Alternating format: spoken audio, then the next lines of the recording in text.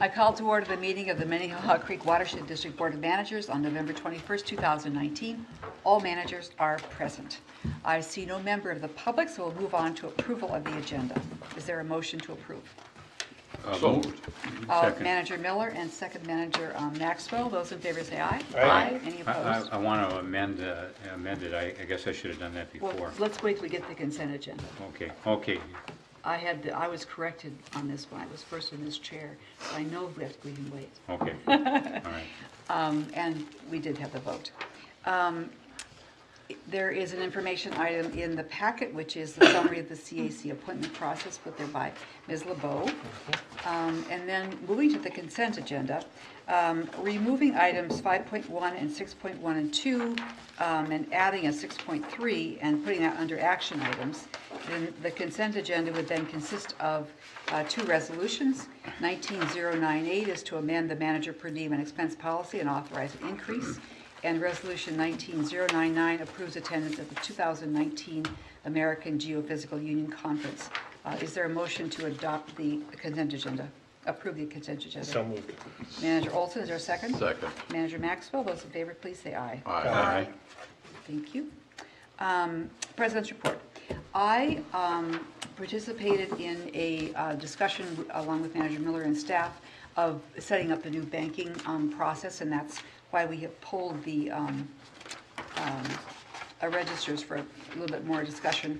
And also with Mr. Whisker went to a meeting in Carver County. Manager Olson would have been there as the Carver County appointee, but for a family need that was pulling him away.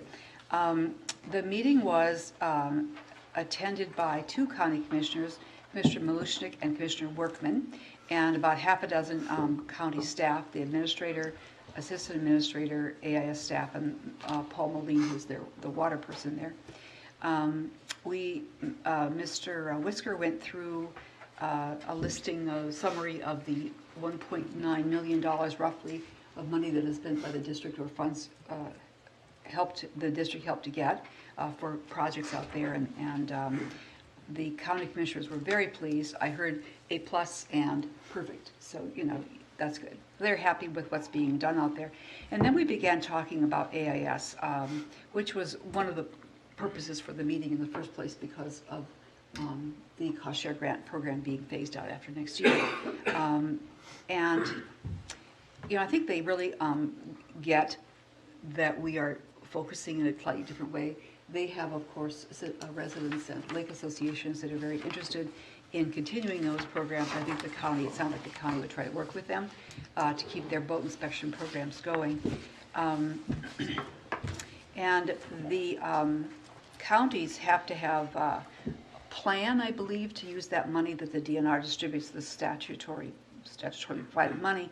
So there's an annual stakeholder meeting coming up about AIS early in December, and MCWD will be one of the stakeholders who attends that meeting. It may be that Mr. Whisker will want to add more during his report, but that's the high spots of that. And then Policy and Planning Committee report, Manager Miller. We had a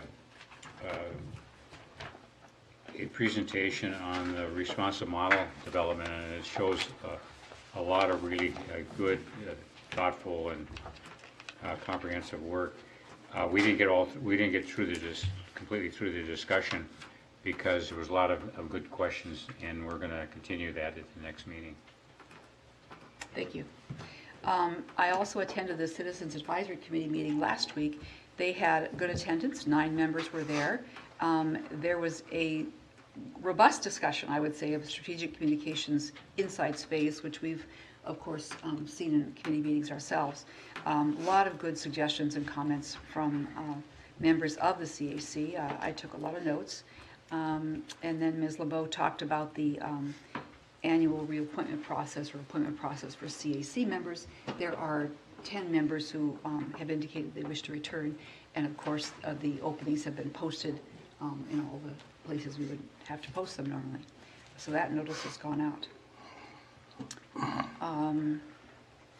The upcoming meeting schedule is here, including Manager Rodgers attending Citizens Advisory Committee in December.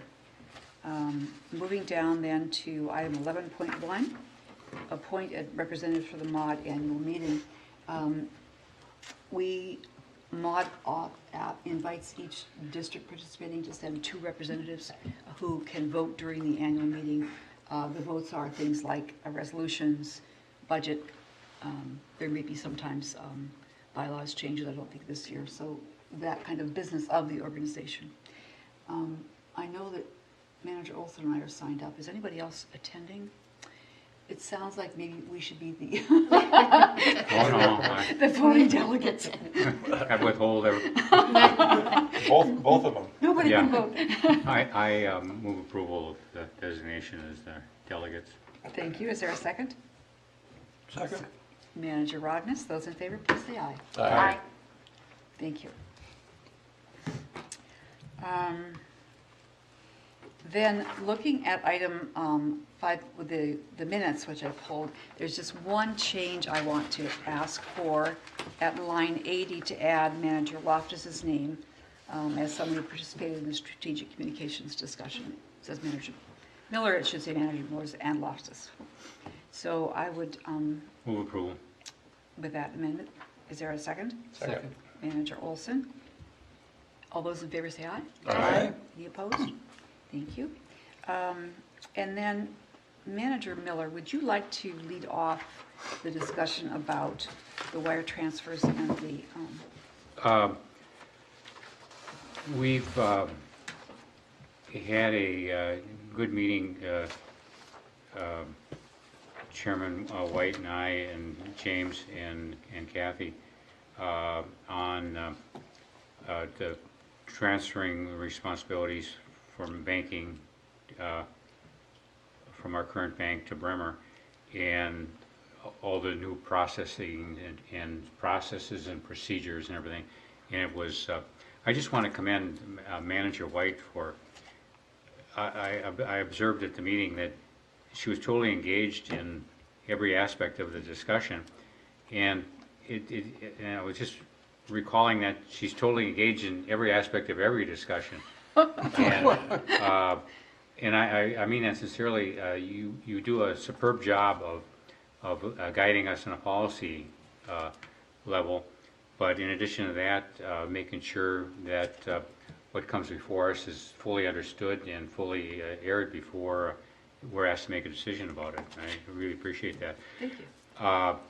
But you took more extensive notes than I didn't take any. So, but we made sure that that all the processes made sense and included not just the letter of the law, but the transparency, so that the board was kept aware, and it's just not bureaucratic attitude towards these processes, but a open, transparent process. And because of that, we want to make sure that the wire transfers are approved by resolution at each time they're called for. Basically, their wire transfers are for paying debt service to trustees or banks, and they're usually a larger amount, so they should be brought to the board's attention and should be, hopefully they get enough votes to pass because they're obligations, but it's more to make sure the board knows where the money is going and what it's for.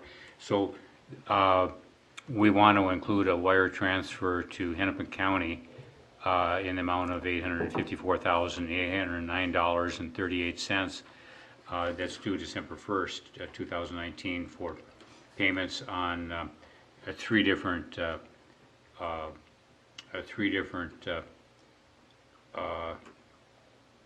are these notes, or are they the They're the bond obligations. they're the bonds, okay, that were issued by the county as part of their larger financings, and we get the benefit of being tucked into their multi-million-dollar bond issues that give us the great interest rate savings as well as cost of issuance savings. And these bonds were issued to repay notes that we had for land purchases in 11, 13, and 10, 11, and 13. So I so move.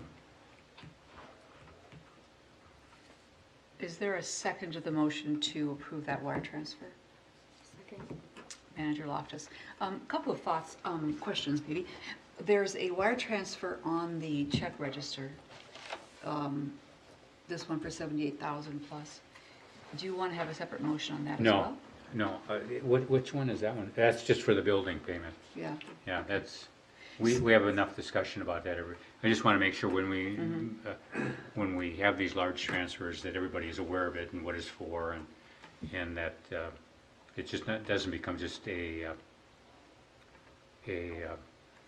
operation procedure. It's a major issue that, especially in the future, we're going to be facing a lot more decisions to be made on debt. So.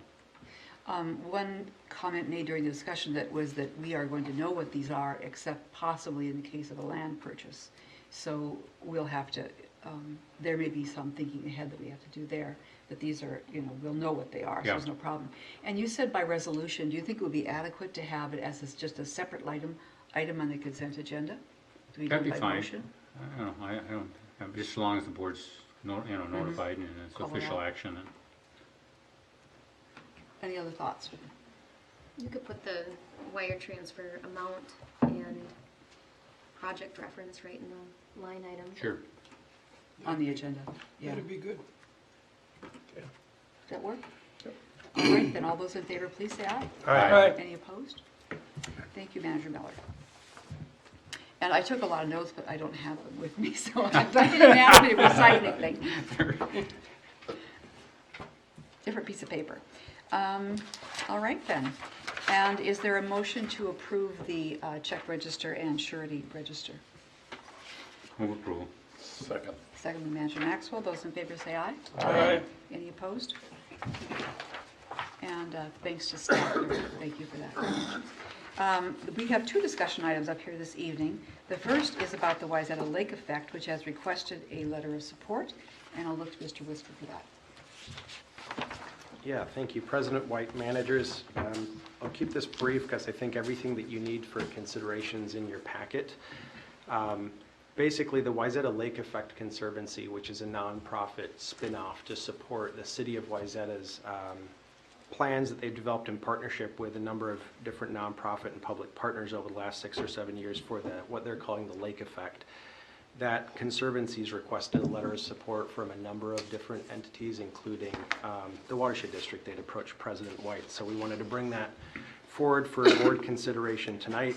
I'm not giving a presentation on the project. There's several links in the packet material that would have directed you to just what the project scope is, and the board, obviously not the new members, but the board's seen and received presentations on the project in the past. Try to frame in the memo what the City of Wayzata's goals are so you can judge for yourself how those align with the Watershed District's interests. They've got a campaign around 3 core values of connected, clean, and welcoming. Making their lakefront safe and connected is probably at the heart of their Lake Effect project. As some of you might know, along the Wayzata frontage on Lake Minnetonka, it's really made inaccessible by a freight rail line. And so pedestrians have to cross over that, and then there's really not a safe way to move up and down and access what the publicly owned shoreline. So that's really the key piece. Clean, they're talking about an eco park and improving water quality within the grid for Wayzata, a lot of which we've already participated in with Presbyterian Homes, Bushway Road, which is a little bit further removed, and then a bunch of stormwater grants that we've put into the road improvements over the years. And then their last piece is welcoming, is just trying to access and make the lakefront open to all their members of the community. So those are the values, the project elements that I listed out here. There's some street reconstruction, redesign of Lake Street from Broadway to Berry, making it more ped-friendly. They're looking at transitioning one of their municipal parking lots into a plaza space. Then getting into more of the connectivity and access, there's some railroad crossings at Berry and Broadway. These are the ped crossings over that freight line towards the shoreline that they're looking to improve to make access more safe and hospitable to people and pedestrians. Some Depot Park area improvements, and then I think the core piece that we've been engaged in and interested in the city's engaged in is the Eco Park, which is a section of restored shoreline, and then the boardwalk, which really connects this Eco Park west up to the improved area of the Depot Park. So they're really trying to, I mean, the way I think about it is they're trying to run a boardwalk from west to east along the shoreline, and that's sort of the heart of the whole project, is unlocking that shoreline for the public. So the Conservancy's been working in partnership with and almost on behalf of the city since 2016 to do private philanthropic fundraising, and now they're working with and for the city to frame this letter of support to Minnesota Management and Budget. And they're pursuing bonding requests. I think I previewed this during my last administrator's report. Total project costs are hovering around 22 million. I think the city's committed with private fundraising and their own funds, either 10, and they're looking for 10 in bonding. And this isn't their first time through. If you went to, I think, their second or third attempt to get funding out of the legislature, and if you looked at the web materials, they put together a really cohesive campaign with the messaging and materials and everything else. So the letter of support is in your packet. There's a number of other people that are already co-signed, and there's some familiar names in there that you'll see, from Freshwater to Commissioner Callison, YMCA, Three Rivers. At this time, they're not asking the Watershed District for any financial commitment, and in speaking with the Conservancy and City, they've been clear in reinforcing that. They're not assuming that we're doing any of the programming in the future around the Eco Park. It sounds like they have commitments from YMCA and school system. And as far as trail connections, I think that's something that they're looking to Three Rivers for, and Three Rivers already made some substantial commitments about connecting into the Dakota Regional Trail. So at this point, they're looking for our interest in the board's interest in signing on to this letter that goes to Minnesota Management and Budget. I think in general, the project aligns with the district's balanced urban ecology philosophy of capitalizing on natural asset value of water. One consideration I'd throw out there is we are a regulatory agency. That's how we've been engaged, and we will be permitting elements of the project, and that's just a note more than anything else. So with that, it's for the board's discussion. I'll say a few words too. News for newer members and refresher for older ones. Several years ago, about 24 organizations were asked to participate in the steering committee as they were developing, getting ready to go forward with this plan, and also a selection committee when they chose their design firm. So I was on that and reported back to the board on a regular basis. And Renee Clark, then on our staff, was on their technical advisory committee and worked closely with the DNR representatives. So the city knows well that there are permits they have to go through, and there's no promise on those, as Mr. Whisker indicated. But I didn't want to, even though I participated in that process, just sign the letter without the board's imprimatur. And I think it's not committing us to anything, and it's a way of, collaborating with many partners and just being part of the process. So I think it's a good idea, but I didn't want to do it on my own. Manager Loftus. Do you have an idea, or what do you know about the restored shoreline marsh? They are, I don't know if I have the most current information, but they were looking at redesigning the marina to get more boats in there, and also putting... At the sailing, at the yacht? No, Which the one? marina, like, The just public west of the docks? depot. Yeah, Okay. yeah. This is totally separate from the yacht club project, if that's what you mean. They also are looking to do some work by the section foreman house, and my understanding is that we have ponds there that we maintain, that Gleason Creek was piped in, comes out there. Correct me if I'm Yep. wrong. And then also, if they're talking about putting in a boardwalk, which would be some displacement of storage, water storage capacity, and they have to do something there to make up for it, I think, some compensation. So they have those pieces. I don't think they can do anything to the shoreline. A lot of it belongs to the railroad, and they probably need riprap there anyway, but that's as much as I know. Okay. The only piece that I could possibly add there is between what they're proposing is the boardwalk and the shoreline, that's really the rail embankment, which is, got a toe of hard riprap, is just softening that up and essentially planting out the area between the boardwalk and the shoreline in that strip. Okay. Thank you, I'd forgotten that. And it seemed to get a little more specific in front of that eco park. Is that what you mean by the plantings? Yeah. Okay. So they're not rebuilding or restoring the shoreline necessarily. Well, I'm full disclosure, as I've been entirely engaged in the details on that project, but there's the eco park, and then as the boardwalk runs parallel with the shoreline, in between the boardwalk and the shoreline, they've talked about planting emergence in the lake to just soften that edge. Okay. So we don't have those details. We're not committing to any of those details. No, and if there's concern about that, the other thing, we've been engaged and we've provided written comment, and there has been an EAW for the project, and we have provided written comment through that process too. So to the extent that there's been any sort of regulatory or broad-based design concerns, we've put those in writing to the project, so those are out there and part of the public record. They had a committee from the legislature, Senate Capital Investment Committee. thank you, was doing a tour, and they included coming to Wayzata to look at that. And they had bids that came in higher than they wanted, so they broke it out into phases. And I think that the first phase includes a trail extension from Three Rivers Park District. So they aren't getting to that piece Yeah. right away. I'm not concerned. I'm not necessarily concerned. I just didn't know what level of detail we have or what level of plans they have, and what, Right. I just want to make sure we're not. My general understanding is there is a Approving. detailed design. They're talking about shovel-ready insofar as that they've done a lot of engagement, a lot of planning, these broad concepts. They've sort of proofed them out with stakeholder engagement, talked about programming. They have a good idea of the regulatory issues through EAW, and they've priced it out. But it's not like they're at 100% design. I don't think Right. that some of the elements are through design, to President White's point. Yeah. I think as far as goals and understanding what they want to do with the eco park and improving water quality and restoring shoreline marsh or whatever exactly they plan to do, I think I support that. Yeah, there's a lot of details. Yeah.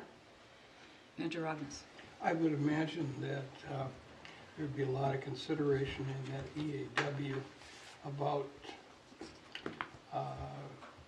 what kind of traffic it would bring to the site, and parking demands from, people other than Wayzata residents. That would seemingly cause a lot of disruption to that whole area. They must have been pretty modest in projecting a lot of traffic into that area. They just built a brand new ramp. Two There are- blocks away. Some plans would add an additional ramp as well. I don't, as again, I don't have it kept track of The one on the just west. where they are, yeah, exactly, in their planning, but If the yeah. board's interested, I can send out the EAW. It's a quick 1,200-page read. No? Never mind. I'm not sure what the traffic study components were, though. And you said all permits that still have to go through us? Yeah, through us, the DNR, and all the appropriate When would they pull those? when they design. Yeah, we're looking down the road a ways. Yeah. So I think, to President White's point, that the first phase is a lot about the connections, and Three Rivers has got somewhere over $1 million Yep. tied up in regional trail connections, and then they've got to break the project into these other phases, move through design, get funding. So they're looking for a commitment from the legislature. Anyone want to make a motion to authorize me to sign this letter? I'll make a motion. Thank you, Manager Maxwell. Is there a second? Second. Manager Rognus, any further? All those in favor, please say aye. Aye. Any opposed? All right, I'll sign it. The next discussion item is the MOD Summer Tour Planning, and Mr. Whisker is shifting to a new position to talk about that.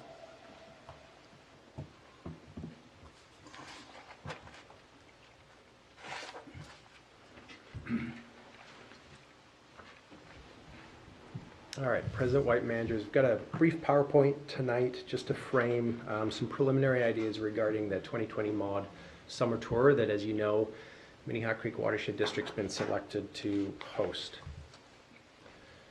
So for tonight, really what we're looking to accomplish is just discuss and build some basic consensus around some of the base pieces for the tour. At this point, we're just thinking about dates, where we might have people stay, and the goals and the overall program of the tour. The reason being for that is obviously we've got the MAUD annual convention coming up, December, whatever, 3rd, 4th, 5th, I think. And in speaking with the executive director of MAUD, it's not a prerequisite that they announce there and have all these details, but of course you've got everybody in one place and they'd like to communicate whatever ideas we have. So we don't have to make final decisions on these things, and it doesn't need to be communicated explicitly, but the more progress we make on these things tonight, the more certainty we can communicate at the annual convention. So that's kind of the basic goal.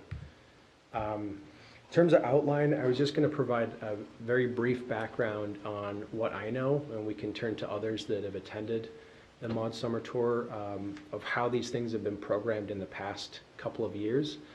And then from there, just frame what might be a preliminary program for the Watershed District, just how we want to frame it, the underlying vision or themes that we want to communicate, what our goals are for the tour, and then how the program might unfold. And then from there, everything else is going to be details and next steps. So here are a couple of save the date or more detailed handouts from the last 2 years. On the left is the 2018 Riley Purgatory Bluff Creek Tour. They were the lead planning agency on that, but you can see that they pulled in Carver County WMO and others. And then on the right is the most recent 2019 Red River Valley Tour. And I don't expect you to read through all this, but the main takeaway is it's a 3-day event. Somewhere in the range of 150 people show up. And that's up to MAUD to sort of figure out with the pre-registration and everything what we might expect showing up in our district. The first day, which is typically, this usually runs Wednesday, Thursday, Friday. The first day is social. There's usually an evening program and some level of keynote. The second day is the tour, full day tour, and the local host is asked to provide some recommendations for entertainment stuff in the evening, because they know the area. And then the third day is a training component, and that's really optional. That's something that MAUD could program for us if we like, or if we're interested in running a program, we could take more of a lead. So those are the basics. I will pause to see if there's just any questions in grounding about how they set up the tour. I haven't been on a MAUD Summer Tour, so I know that there's 3 days. This is the basic program, but we've got resident experts that have participated in years of MAUD Summer Tours and a MAUD board member. So if there's anything I'm missing or extra insight, I know you'll be able to weigh in and fill gaps. Are you looking now?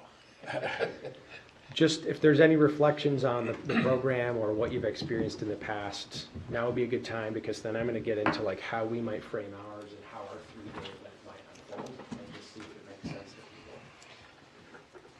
Okay, then my comment would be that there's normally 3 buses that show up at the chosen hotel in the morning where all the out-of-town guests stay. So that becomes kind of like the place where the conferences are held and the meetings are held and that kind of a thing. Yeah. So we got to have lodging for a pretty big group. Yep. And the agenda is set by us, and then you're right, Bob does step in and conduct the meeting on the last day. Right. So Emily will be running that. Right. And logistically, I mean, we'll be thinking about a little bit of a planning committee involving see who from the board wants to participate in that, and then we'll collaborate with MAUD and then any other partners that need to get plugged into the tour. So. Was there food involved? I mean, they supply food, Yeah, so the details of the budget, I know that's you something know. that we'll have to get into, but basically, I understand from meeting with the executive director of MAUD, Emily Javins, that the registration that MAUD charges covers accommodation, transportation, and food at some basic level. There'll be additional considerations, and if we want to subsidize or invest, I mean, there'll be decision points along the way, but the basics of it are that they charge enough in registration to cover lodging, transportation, and food. How about entertainment? You said there was entertainment. Is it- Entertainment is, here's some friendly suggestions of places you might want to go check out, so I It is think, customary, James, that you would perform music. In costume, don't forget that. In costume. I got my Interpretive dance, perhaps? got my resignation More like letters right here. Joel Gray. Gilles Coleman. I think one of our top goals is making a good impression, so gonna have to revisit that. Any other questions or points to weigh in on here? Otherwise, I'll kind of jump into what we've been kicking around at the staff level. Okay. Can you fill us in on what the program was when we last hosted this? I don't believe we've hosted. No? They haven't always done a summer tour. They've always done the annual convention. Closest was 2 years ago. It touched us. Oh, yeah. And a few Riley. years before that was in Stillwater. And what they've started to do, and this will show up in our programming and speaking with Emily, the world of watersheds, there's, separate law and level of planning and programming in the metro, and then there's rural watersheds. And so one of MAUD's goals is explicit in bridging this urban-rural divide. And so the MAUD summer tours have actually been alternating in metro, outstate, back and forth to kind of provide that diversity of experience for people. So it was in Riley Purgatory, just to our south, and then up in Red River Valley, and now we're back in the metro again. So we're uniquely positioned, this is jumping ahead, but we've got rural to urban, and that's very unique feature of Minnehaha Creek watershed that not all the other urban watersheds, enjoy. So we've got a little bit of something for both crowds.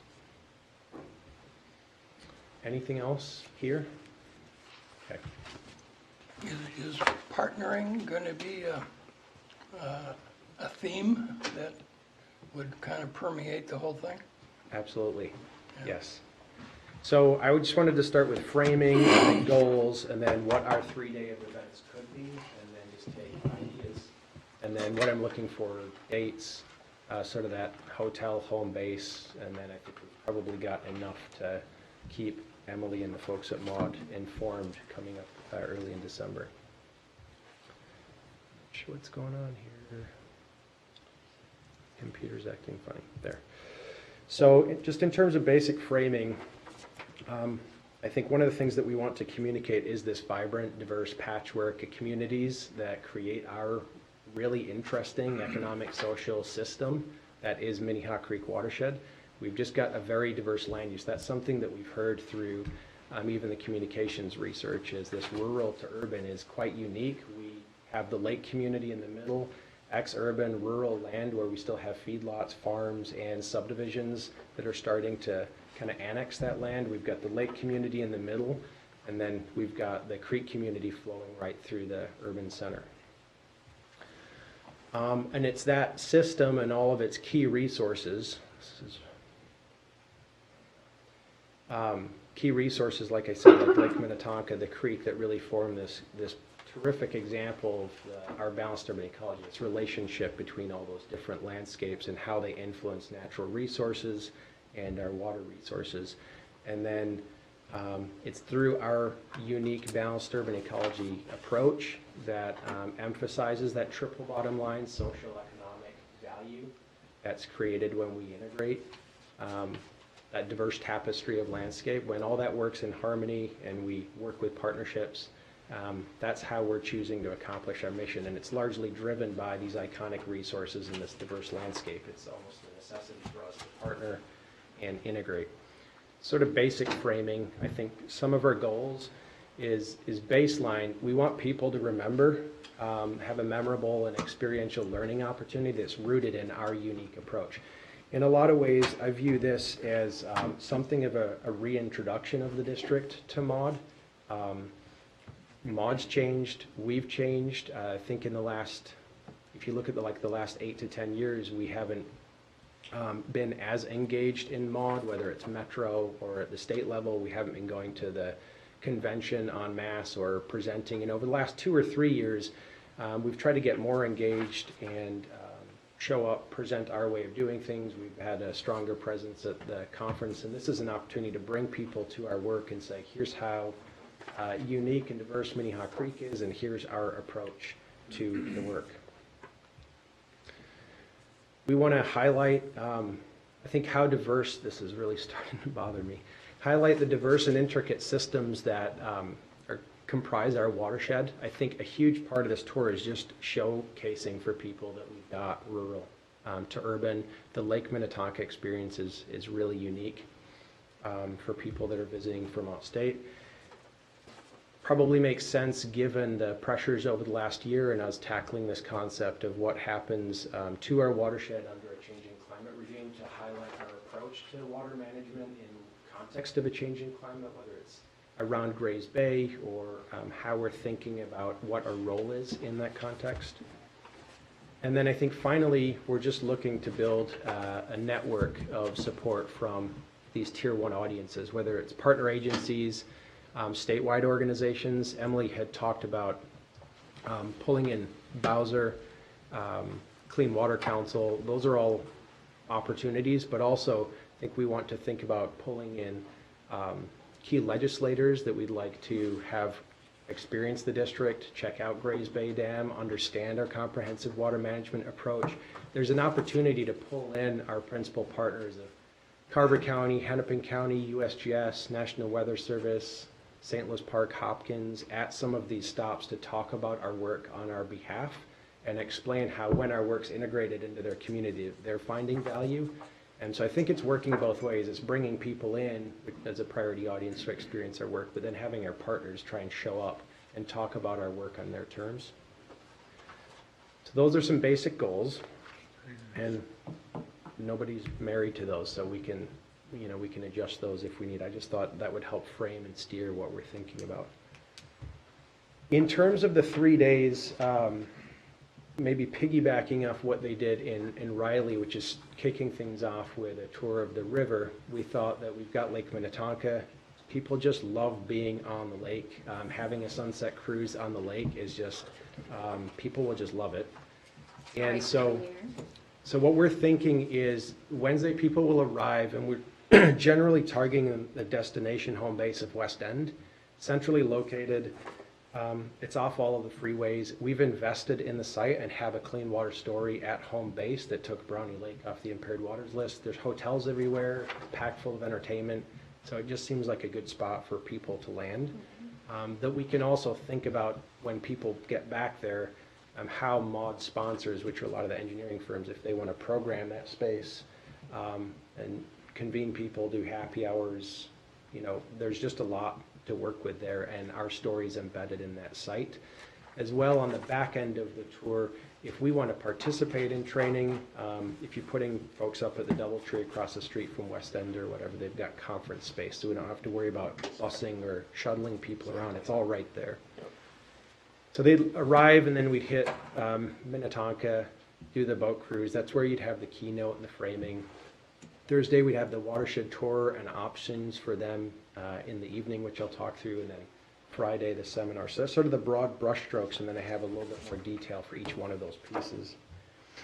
So I think for the boat cruise, what we're thinking is beyond it just being a really fun social networking experience and people getting to be on the lake and see the views and see the homes and see the shoreline, that really part of that cruise is introducing balanced urban ecology, how important that is for us as urban watershed managers, but also orienting people geographically. We'll kind of be in the middle of the watershed, and we can explain to them on the water how the lake is really influenced by what's coming from upstream, which we would then see the following day, and how the lake influences what's happening downstream in the creek. So we could just give people an idea of how they're centrally located and what's upstream, downstream. And then, like I said, just a really memorable experience. Unless you have bad weather or something, it's rare that you get out on the lake and have a bad time. The Bella Vista is completely enclosed, Right. hard top, both decks, How many people that hold? 150. Oh,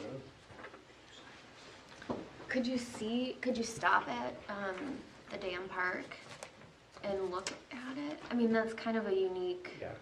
it's just fun to peek your head under and, So there are tons of details, and this is all just like, these are the 3 big moves. yeah. Any ideas, we'll just kind of put them in the hopper. But the next day, we want to start rural, drive through the lake, but not do a bunch of stops, hit the dam, and then work Oh, our way okay. downstream. And we So want to not have the a big, cruise. we want to have a program at the dam where USGS National Weather, so if everybody shows up and says, you know, this is amazing. Because the dam deck itself is huge, so it Right. can hold a lot of people for presentation. And we have to think about a keynote, who's going to be, one of the things that we kicked around as staff is that each one of these components, you want people to remember it, so that anchor experience. So being on the lake is one piece. Having some sort of celebrity keynote that's plugged into climate or water or weather from the Metro is something to think about, or if Like we're going Paul to do that Douglas. in-house, like a Paul Douglas, or, you know, use some of the connections that we've exercised in the past Yep. to have a compelling MC. Don Shelby probably do things too. Don Shelby, yep. Maybe a couple things with him. Just city. So for the tour, I'm just going to step through, like I just said, I think then the next day you're bookending that boat cruise with this rural to urban experience. And we're going to talk about the rural influence on the lake. So the Painter Creek, 6 Mile Creek, how the main tributaries really drive the lake, how the lake impacts the creek, and then the creek's urban context. And we'll be kind of bookending that.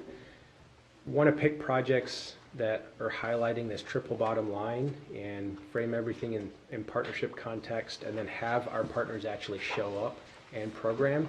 And I think one of the things that we want to do is be really selective about where we're stopping, because it's a long distance to cover, and we don't want people having fatigue up and down off the bus. So we want to stop in one area and really describe the whole geography, and then pick some key representative sites where people can have a deeper, longer time on the ground and a richer experience. And so generally what we're thinking is start 6 Mile Creek, Halsted Bay, so west end out to 6 Mile, and then move through maybe Shoreline Drive, so you can at least see the lake again, but now from the road corridor, and go through all the small communities, because I think just even seeing that's pretty unique. Then stop at Grays Bay for a deeper programming there. And then down into the creek corridor, where we could hit Greenway, Cottageville, Arden, somewhere in there for lunch, and then maybe finish at the falls. But there's a lot to do there, so we'll have to be really disciplined about where we actually want to go. That's kind of the general flow. Smoked carp? Right, so at each, one of the things I think we're going for is targeted but rich tour stops. So we've heard people really just like the experiential part. One of the feedbacks that we got from the Red River is like getting out onto that farm and just spending time there and talking and learning and hands-on. People love it. They don't want to be trapped on a bus for 8 hours up and down the steps. They want to get out and experience something. So out in 6 Mile, we could go to Wasserman Park, we could go to Halverson Dimmler out on the prairie, and just frame the whole geography. What we're trying to accomplish, a multi-pronged strategy. We could have Carver County commissioners out there, other electeds for sort of a targeted cheerleading event, and to frame how valuable our work is. Then we could get down into some more project experience. We could do staged electrofishing to show carp. So as we're up in 6 Mile, there's just a lot to think about. It's rural, there's ag issues, there's, like I said, dairy farms, it's transitioning.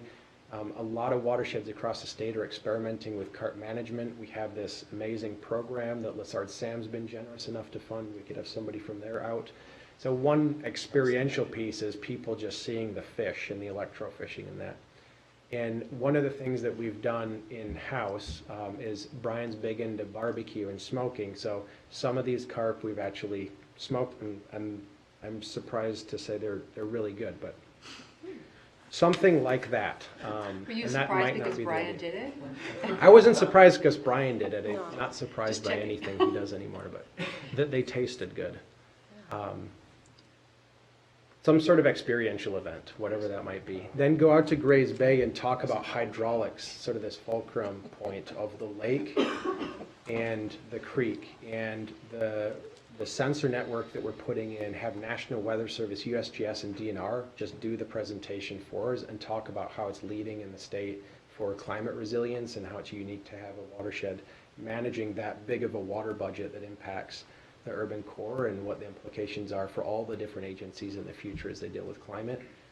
And then move down into, we'll have to pick, like I said, which projects we want to highlight. It seems like the Greenway is, that we should be showing off the 10 years of work in the Greenway. So maybe it's lunching Cottageville Park and trying to work through that area. Well, Arden will be done by then too, won't it? It's just a lot to cover. The Greenway is like a 3-hour deal if you want to walk trails, see the park, talk about cold storage, Methodist, and then hit Arden and the Falls. It's too much, so we're going to have to pick what we want to showcase because we've got a lot of great work out there. As part of the suggestions of people for entertainment, we could suggest that they go to Arden Park or, sit on Lake Costco. This might be, takes a long time to get out to Wasserman. And if we were to start the day at the hotel with the movie that we have of the concept of Wasserman and do some aerials of the place, it's an empty field. So, okay, they see an empty field, okay, we see it. Then they see that 3D movie of what we're gonna do with it. Oh, wow.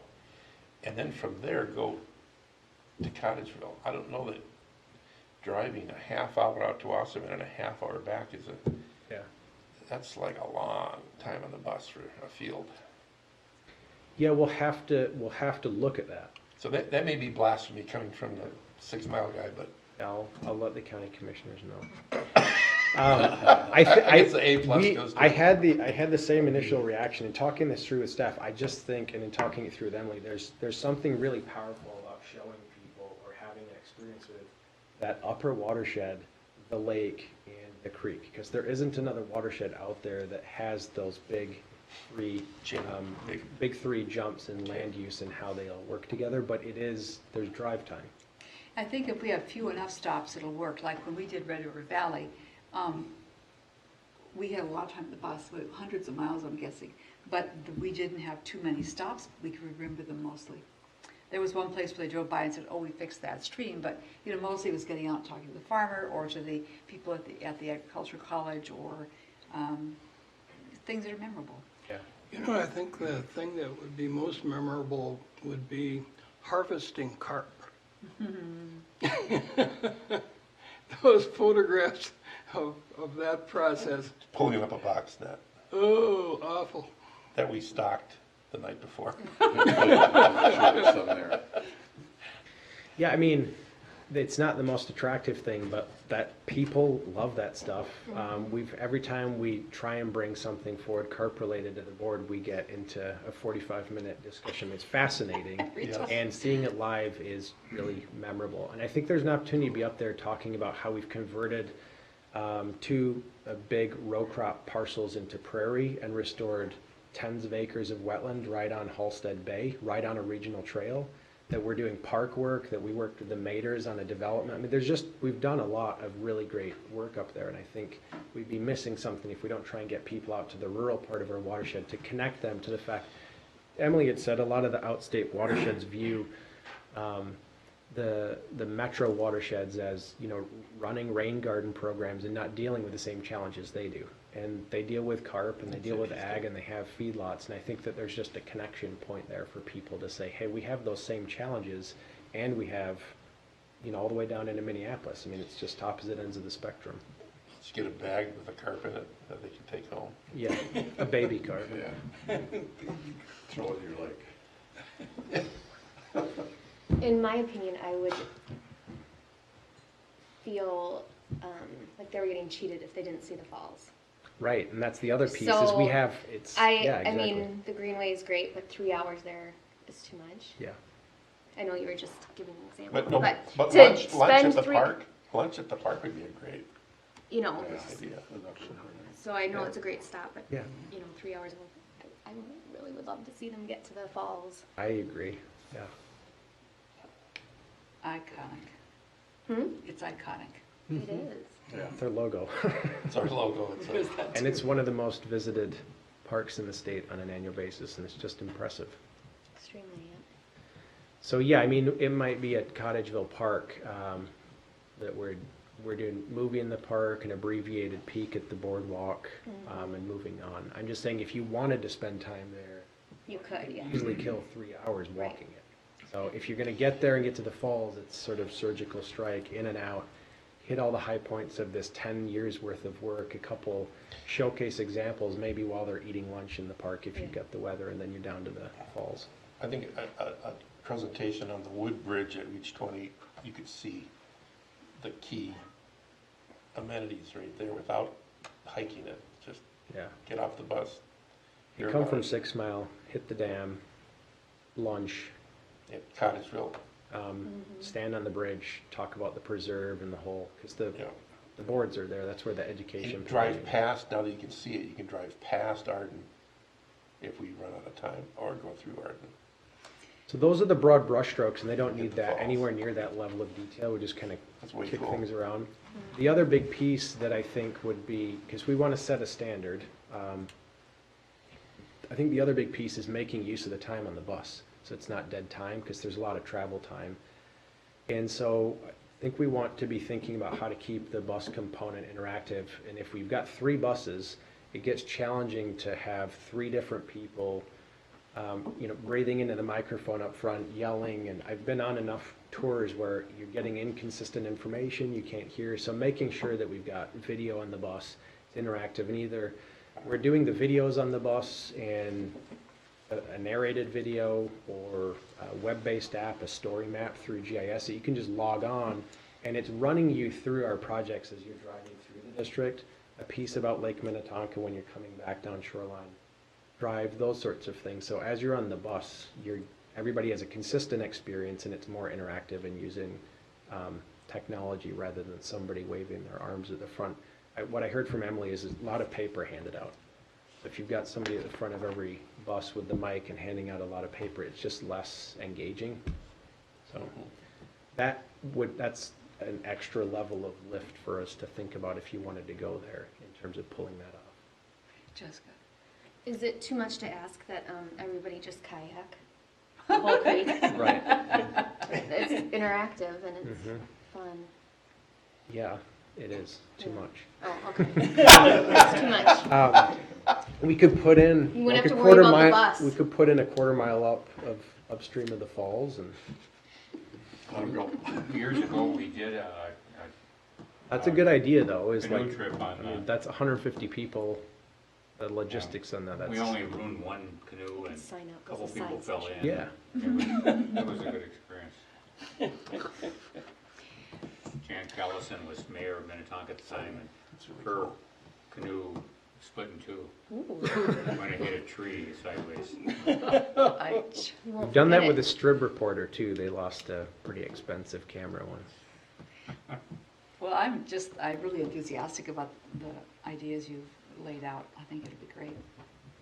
So then the evening piece for those broad brushstrokes for the tour would be back to West End, and the sponsors, if they want, could pick different establishments and sort of have some networking opportunities. The other thing we kicked around, this wouldn't necessarily be at our cost, but we looked at the twin schedule. You got people from all over the state coming into town. They're going to want to do something fun, probably in Minneapolis. There's Twins that are playing Yankees at home. That'd be good.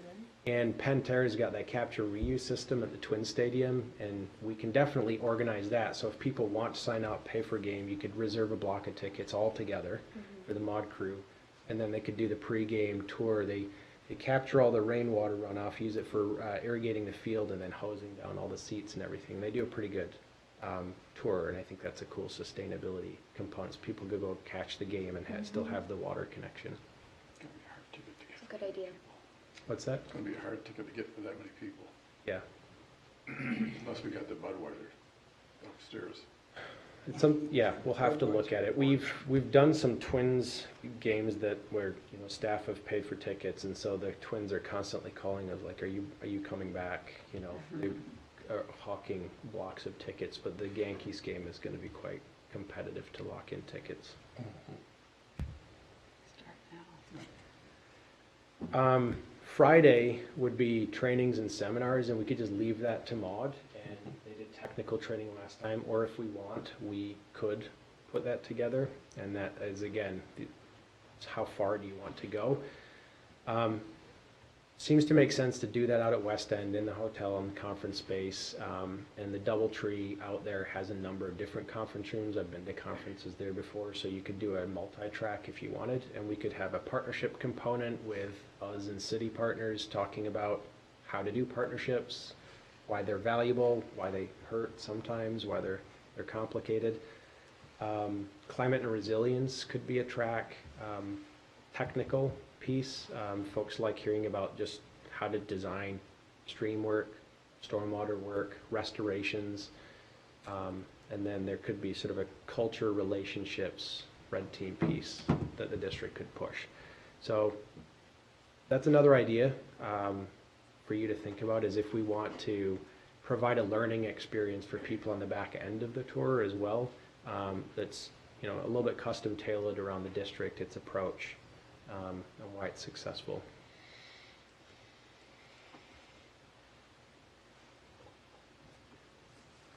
Would Maud be willing to put in the legwork for planning it, but take our input on the themes and that sort of thing? Yeah, I mean, in speaking with Emily, it's sort of, the whole thing is as much or as little as you want. And Okay. they're going to defer to whatever we want to do. So we can take as much as we want, or we can defer as much as we want. The basics are that we have to run the tour. But they'll be at the table planning the rest of it with us. So they could run the logistics on that. We could point them in the right direction. We could split the work, you know, a lot to be figured out. Yeah, right before the 9 Mile, we did the tour of Bemidji, and that was specifically to vote on things for Maud. So there was a lot of business that Emily and the executive team managed. We're not going to have that this year. There won't be a Right. special meeting. You put a pin in it because we're going to have to, these are some of the next steps. I mean, we're going to have to figure those things out. And we don't have to decide or commit that we're running that piece. And we might be able to just suggest programming like Manager Loftus. Would they do different classes where you want to go to something that you're more interested in? Break it up into like 2 or 3 different classes that you would? Yeah, that's what I'm suggesting is you could, you know, a big part of our approach of partnerships and how we leverage stack value and create funding partnerships, and I'm sure people would be really interested in learning about that. We could have our city partners show up, Lewis talk about our approach, staff. You could have a technical track where if people just want to hear about the specific thing about how we design the stream remeanders and floodplain management, there's technical training. So yeah, you could break it out where people could just go to what they're interested in. That's a higher level of work than just saying, Yeah. Odd, run 4 hours in the morning of a Friday and we don't care what you do. Like, are you more interested in break it up into different things that people would be more interested in? In the annual meeting, which is a large program, a day-and-a-half program, they would run simultaneous, you know, concurrent sessions. This might be a little smaller than that. Yeah, it's the front end of the day, so it's about 3.5, 4 hours. Yeah. So it'd be a couple of Kind of steady. presentations across a couple different tracks. Well, I'm kind of curious about, of the 4 or 5 that I've been at, you know, there's one that stands out to me. Is that true with you guys as well? One program or something? Yeah. I keep thinking about the alum dosing demonstration we had out by Riley Lake, maybe? Yep. Yeah, that was good. And I really liked Winona, you know, Wabasha. or Wabasha, Yeah. well, was it Wabasha? Well, Wabasha, Winona, that Yeah, that was really cattle an farm. immersion, Milking operation. you know, it was an immersion in water. Yeah. But then, you know, we got to see so many things. that had to do with modern agriculture. It was just fascinating to Yeah. see that. That was incredible. And then the forestry tours in the Bemidji area. Yeah. And all the water that's stored to keep the Mississippi barges running. They've got the big watershed up there, that complex of dams. And we can hold our own for memorable sites, I think. Yeah, we sure But can. yeah, I like the activity idea. I think that really helps. Mail it in. I got a perfect record, I've never attended any of the Vermont meetings. Perhaps we can get you there. This will be your first. Yeah. No?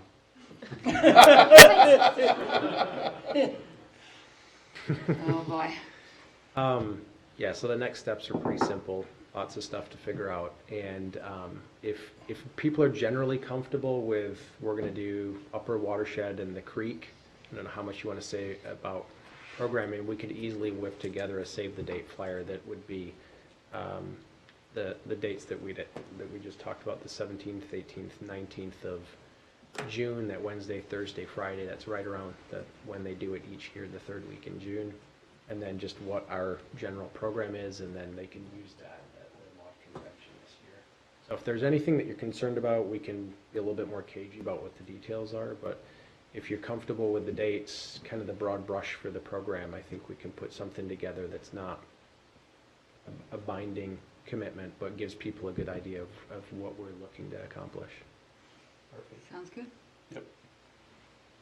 Thank Thank you you. very much. All right, thanks for all your ideas and feedback. One question I got, not on this, but as long as this is under the executive director's report. What progress, if any, are we making on that wetland in St. Louis Park?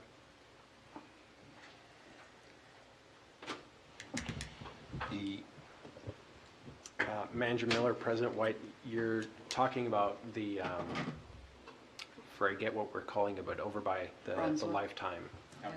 property. I'd need to circle back and connect with Mike and then send out some level of written follow-up. But the board had a closed session discussion and provided some direction to staff. And that feedback I know was relayed to the owner's rep, broker, and the owner. And for now, they're taking a wait-and-see approach because they feel like they have other irons in the fire. So we were pretty clear about what our position was, and for now, they're kind of stepping back. If you want more details than that, No, I can that's have Mike follow up in writing.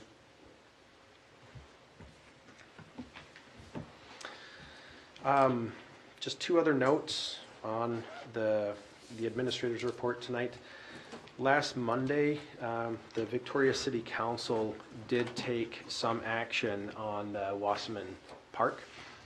They did approve the 60% design, and they authorized the bidding for the boardwalk. It wasn't a split vote, 4-1. From the dissenting vote, there were questions throughout the presentation about the programming for the park, why it was the way it was, why there's not ice skating and warming houses. So there are just a lot of sort of foundational questions about what the programming for the park was. There were other council members that serve on the Park and Recs Committee that said, you know, from the beginning, this is a different character of park for the city. This is an eco-based, passive experiential park. It's not ball fields and actively programmed. So there was some discussion around that, and folks that have more history with the project sort of provided the appropriate context. I'd say we're going to kind of take a wait and see approach to what happens next, because there was some discussion about let's just see how the bids come back before we make, you know, kind of final commitments about how everything moves forward. So we'll see what happens. On November 25th, this Monday, there will be a finance committee discussion where they're looking at the park budget and how they're paying for it. This is, you know, the third or fourth time they've had that consideration, and really nothing's changed except for materials and labor costs have gone up over the last 2 years.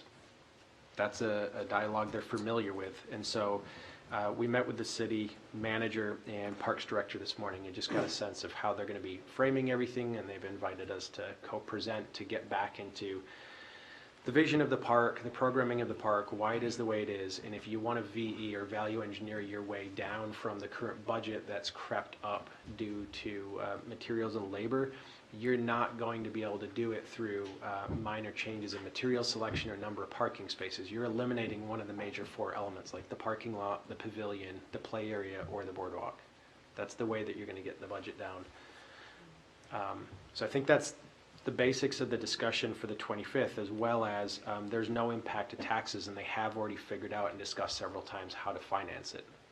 So we will report back on that. And then on December 9th, we've adjusted the schedule slightly to just make sure that this gets through the city process before we bring it back in front of the board. So December 9th, council will entertain the final decision on everything, final design and the bids that have come back. And that way we'll know when we come back to you, we won't be sort of guessing what's next. We'll be able to come back to the board on December 19th with all the facts. And then the other notes I have here from Kathy is just regarding the audit that's coming up. It's that time of year, believe it or not. So we have an audit planning meeting scheduled for December 3rd. You'll recall we've switched accountants, but Redpath is still our auditor. They're going to be, we're going to be doing the planning meeting, and then they're going to be in the offices March 2nd to complete the audit field work. So they do about a week of work. It's a little bit later than we've done in the past, but it's going to allow staff and Abdo Ike Myers, our new accountant, to actually close out the fiscal year, prepare all the audit paperwork, which is something that our auditor had done in the past. So with the new segregation of duties, there's been a shift in timeline. That's not going to be an issue. We'll still meet our statutory deadlines for completing it within 180 days. And then our commitments to submit the audit to Wells for our 325 note and Bremer have all been adjusted under new agreements to kind of time up with the shift in schedule. So just a heads up that we're about to start the audit process. Thank you. Anything for Mr. Whisker? The meeting is adjourned.